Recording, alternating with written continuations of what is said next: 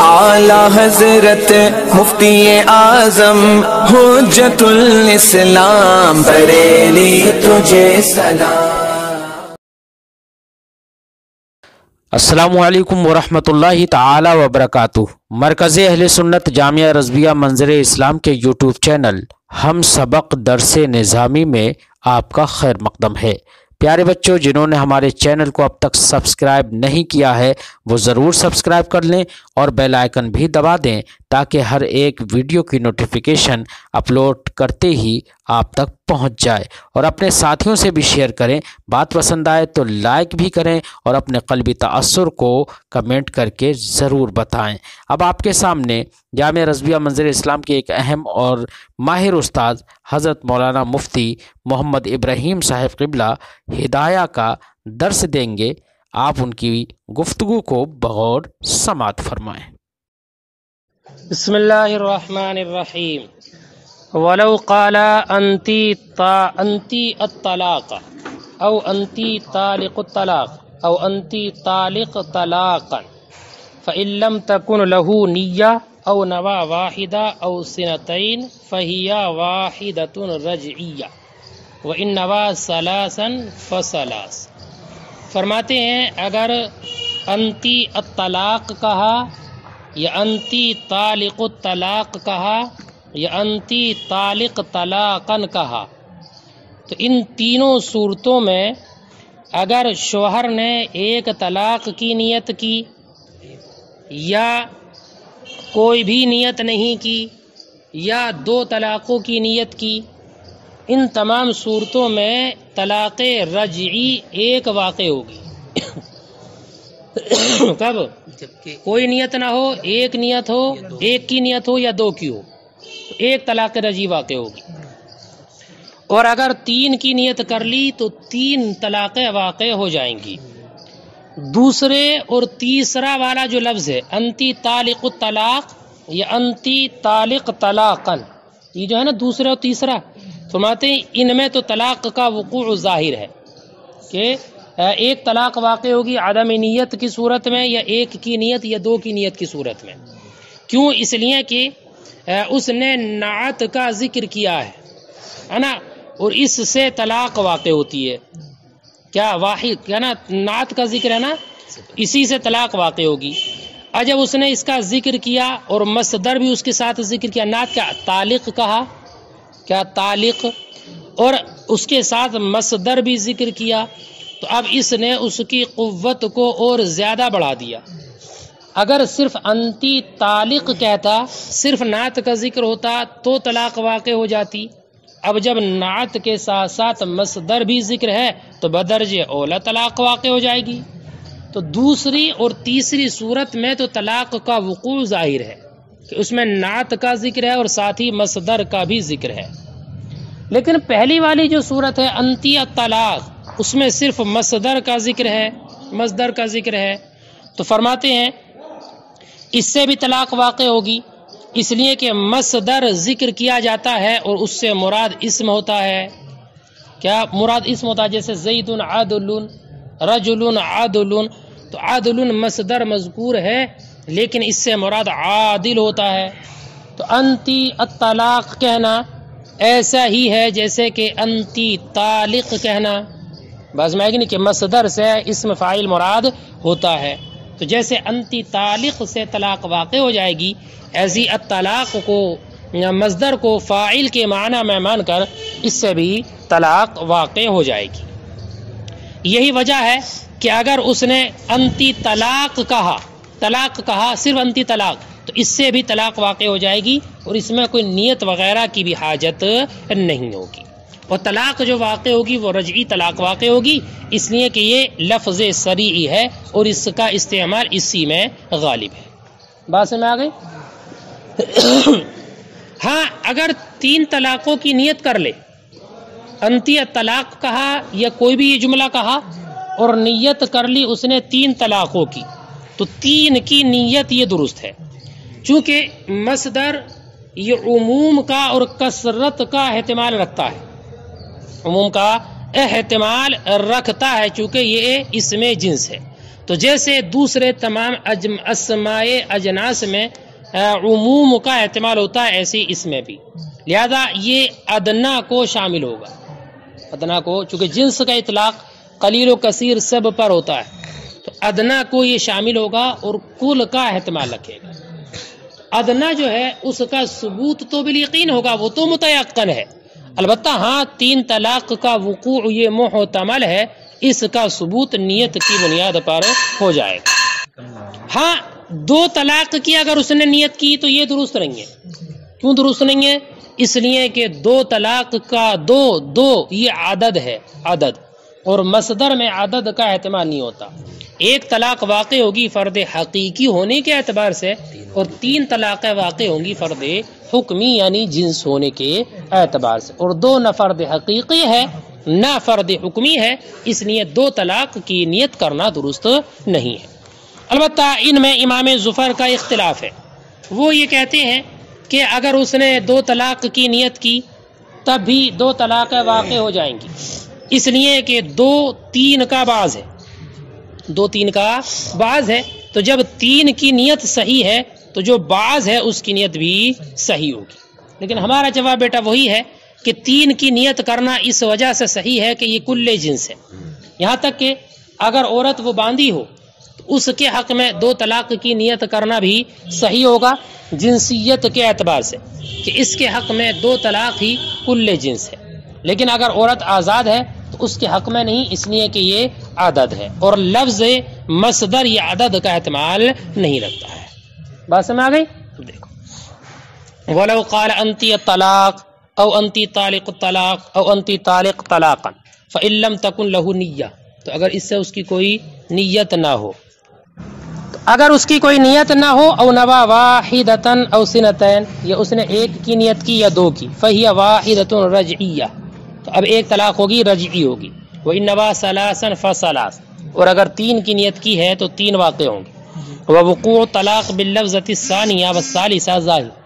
دوسرے اور تیسرے لفظ سے طلاق کا واقع ہونا ظاہر ہے، لأنہ لو ذکر النعت وحدہ،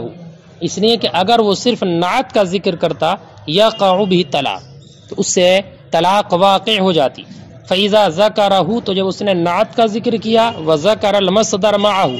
اور اس کے ساتھ مصدر کا بھی ذکر کیا، وأنہ یزیدہ وقادہ، اور حال یہ ہے کہ اس نے قوت میں اس کو زیادہ کر دیا، اولا، تو اس سے بدرجہ اولا طلاق واقع ہو جائے گی۔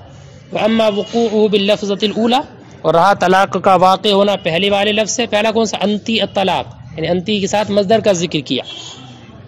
اس سے طلاق کا واقع ہونا، فَلِأَنَّ الْمَصْدَرَ يُذْكَرُ وَيُرَادُ بِهِ اسم الفاعل الاسم، اس لیے کہ مصدر ذکر کیا جاتا ہے اور اس سے اسم مراد لیا جاتا ہے، تو انتی الطلاق کہنا ایسا ہی ہے جیسے کہ انتی طالق کہنا۔ يُقَالُ رَجُلٌ عَدْلٌ أي عَادِلٌ فَصَارَ بِمَنزِلَةِ قَوْلِهِ انتی طالق، تو اس کا یہ قول انتی طالق کے مرتبے میں ہو گیا۔ وعلی ھذا، اسی بنیاد پر، لو قال انتی طالق، کہ اگر اس نے انتی طلاق کہا، یقع الطلاق بہ ایضا، تو یہ اس سے بھی طلاق واقع ہو جائے گی۔ ولا یحتاج فیہ الی النیہ، اور اس میں نیت کی کوئی حاجت نہیں ہے۔ ویکون رجعیا، اور طلاق رجعی واقع ہوگی، لما بینا، اسی وجہ سے جو ہم نے بیان کر دیا، انہ صریح الطلاق، کہ یہ صریح طلاق ہے غلبہ استعمال کی بنیاد پر۔ وتصح نیت الثلاث، اور 3 کی نیت صحیح ہے، لأن المصدر يحتمل العموم والکثرت، اس لیے کہ مصدر عموم اور کثرت کا احتمال رکھتا ہے، لأنہ اسم جنس، کہ یہ اس میں جنس ہے، فیعتبر بسائر اسماء الاجناس، تو اعتبار کیا جائے گا تمام اسماء اجناس کا، فتتناول ادنا مع احتمال الکل، تو یہ ادنا کو شامل ہوگا کل کے احتمال کے ساتھ، اور جانتے ہیں آپ کہ محتمل کا ثبوت نیت سے ہوتا ہے، اس لیے نیت کی بنیاد پر یہ ثابت ہو جائے گا۔ ولا تصح نیت السنتین فیہا، اور اس میں یعنی الفاظ مذکورہ میں 2 طلاق کی نیت صحیح نہیں ہے، خلاف للظفر، امام ظفر کے برخلاف۔ وہ یقول، وہ فرماتے ہیں، ان سنتین بعض الثلاث، کہ 2-3 کا بعض ہے، فلما صحت نیت الثلاث صحت نیت بعضها ضرورتا، تو جب 3 کی نیت صحیح ہے تو 2 کی نیت بھی صحیح ہے، اس کے بعض کی نیت بھی صحیح ہوگی ضرورتا۔ ونحن نقول، اور ہم کہتے ہیں، نیت الثلاث انما صحت لکونها جنسا، 3 کی نیت اس وجہ سے صحیح ہے کہ یہ جنس ہے، یعنی کل جنس ہے، حتی لو کانت المرأة اما، یہاں تک کہ اگر عورت باندھی ہو، تصح نیت السنتین، تو دو کی نیت صحیح ہوگی، باعتبار معنی الجنسیت، جنسیت کے معنی کے اعتبار سے۔ اما سنتان رہا دو طلاقیں آزاد کے حق میں، عدد، تو یہ عدد ہیں، واللفظ لا يحتمل العدد، اور لفظ یہ عدد کا احتمال نہیں رکھتا۔ وہذا، اور وہ اس لیے کہ لأن معنی التوحد مراعى فی الفاظ الوحدان، ہے نا، اس لیے کہ توحد کا معنی ملحوظ ہوتا ہے الفاظ واحدہ میں، ہے نا، نور الانوار میں بھی ایسی عبارت آئی ہے، وذالک بالفردیت والجنسیت، اور یہ توحد کا معنی فردیت میں ہوگا حقیقی ہونے کے اعتبار سے، اور جنسیت میں ہوگا حکمی ہونے کے اعتبار سے، والمثنى بما عزل منہما، اور مثنى ان دونوں سے جدا ہے کہ وہ نہ فرد حقیقی ہے نہ فرد حکمی ہے۔ ولو قال انتی طالق الطلاق، اور اگر اس نے انتی طالق الطلاق جو پیچھے گزرا وہی کہا، لیکن وہ کہتا یہ ہے کہ طالق سے ایک طلاق مراد ہے، طالق ہے اس سے ایک قول طلاق مراد ہے، اور الطلاق جو مصدر ہے اس سے دوسری طلاق مراد ہے۔ اگر وہ یہ کہتا ہے تو فرماتے اس کی تصدیق کی جائے گی، چونکہ طالق اور طلاق دونوں میں سے ہر ایک ایقاع طلاق کی صلاحیت رکھتا ہے، اب اس کی تصدیق کرتے ہوئے دو طلاقیں واقع ہو جائیں گی۔ لیکن اگر عورت مدخول بہا ہے تو دو طلاقیں دونوں رجعی ہوں گی۔